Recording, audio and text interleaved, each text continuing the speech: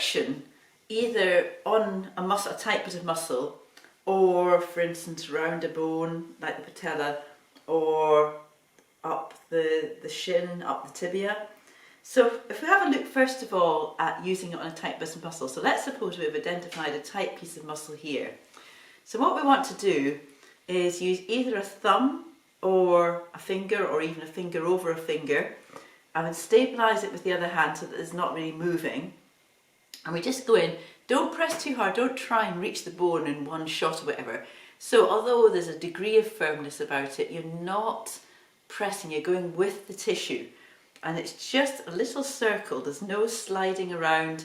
My thumb's not lifting off the skin at all, you're just stretching the muscle underneath your thumb.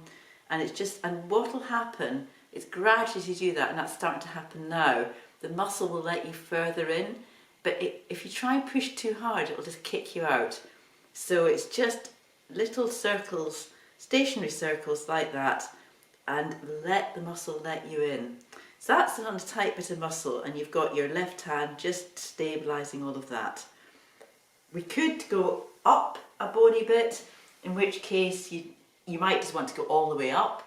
So you do one or two or three maybe, and then you move up, and you do another 2 or 3, and then you move up, and you do another 2 or 3 all the way up. And that's on the, not actually on the bone there, I'm on the muscle beside the bone.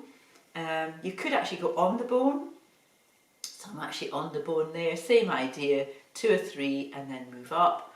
Or another common one is to go round a bone like the patella. So again, I'm right-handed, so it tends to be the left hand that I use for stabilisation. So stabilise everything with your left hand, and then just start. So I'm not actually on the patella, I'm going round the bone. So there, 2 or 3, and then I lift up, and then I do another 2 or 3 stationary circles, lift up, go all the way around. And what you'll find if you're doing something like the patella is that you do need to change from thumb to finger, because otherwise it starts getting too awkward doing this. It's easier just moving into using the finger to go round, and you might even finish up changing which fingers you go round, and then we just go all the way round. So it's 2 or 3 each one, and back to where we started from. So don't be frightened to actually move the finger that you're using.